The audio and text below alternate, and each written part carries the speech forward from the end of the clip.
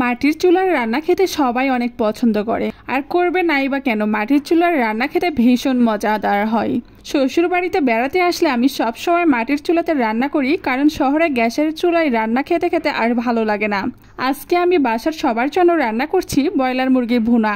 অনেকে ব্রয়লার মুরগি খেতে পছন্দ করে না, কিন্তু রেস্টুরেন্টে গিয়ে চিকেন ফ্রাই, চিকেন বল, চিকেন মিট বক্স এগুলো কিন্তু ঠিকই খাই।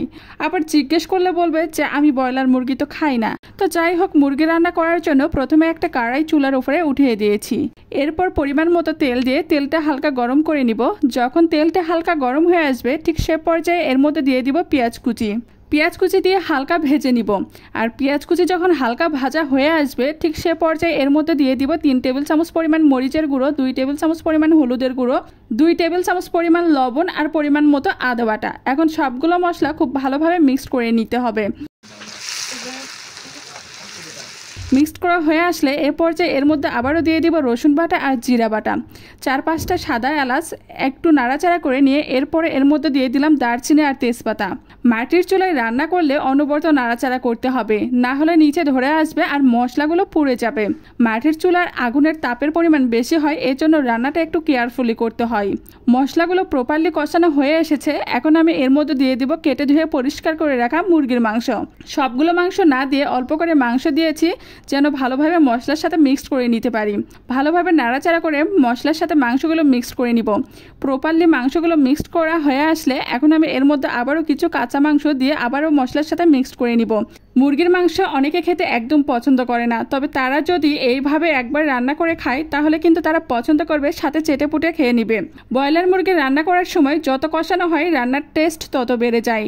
মাংসগুলো মশলার সাথে খুব ভালোভাবে মিক্সড হয়ে আসার পরে এ পর্যায়ে এর মধ্যে দিয়ে দিব সামান্য পরিমাণ বাটা মশলার পানি। এরপরে নাড়াচাড়া করে 8 থেকে 10 মিনিটের মতন রান্না করে নিব। আমি ব্রয়লার মুরগি রান্না করার সময় পানি ছাড়া ব্রয়লার মুরগি রান্না করি, কারণ ব্রয়লার মুরগি বেশ কিছুক্ষণ রান্না করে নিলে মুরগির মাংস থেকে পানি ছাড়া শুরু হয়ে যায়, আর এই পানিতেই মাংসগুলো সিদ্ধ হয়ে আসবে। এ পর্যায়ে এর মধ্যে দিয়ে দেব 8-10টা কাঁচামরিচ। মুরগির মাংস রান্না হওয়ার আগ দিয়ে কাঁচামরিচ দিলে দারুণ একটা ফ্লেভার চলে আসে। এরপর বেশ কিছুক্ষণ নাড়াচাড়া করে রান্না করে নিচ্ছি, আর পানি শুকিয়ে না আসা পর্যন্ত রান্না করে নিব। মুরগির মাংসের পানি যখন একেবারে শুকিয়ে আসবে ঠিক সে পর্যায়ে মাংসগুলো নাড়াচাড়া করে ভুনা করে নিব। ব্রয়লার মুরগির মাংস যত বেশি রান্না করা হবে আর ভাজা ভাজা হয়ে আসবে, খেতে তত বেশি টেস্টি হবে। ব্রয়লার মুরগির মাংস আমি সবসময় ভেজে ভুনা করে রান্না করি, এতে করে খেতে ভীষণ টেস্টি হয়, আর খাওয়ার পরে সবাই কিন্তু আমার প্রশংসাও করে। আর বিশেষ করে যারা ব্রয়লার মুরগি খেতে একদম পছন্দ করে না, গন্ধ লাগে, তারা যদি একবার এইভাবে রান্না করে খান তাহলে জাস্ট ব্রয়লার মুরগির প্রেমে পড়ে যাবেন। বিশেষ করে মুরগির মাংস ছোট বাচ্চারা বেশি খেতে পছন্দ করে, আর এইভাবে যদি তাদেরকে রান্না করে দেওয়া হয় তারা কিন্তু অনেক মজা করে খাবে।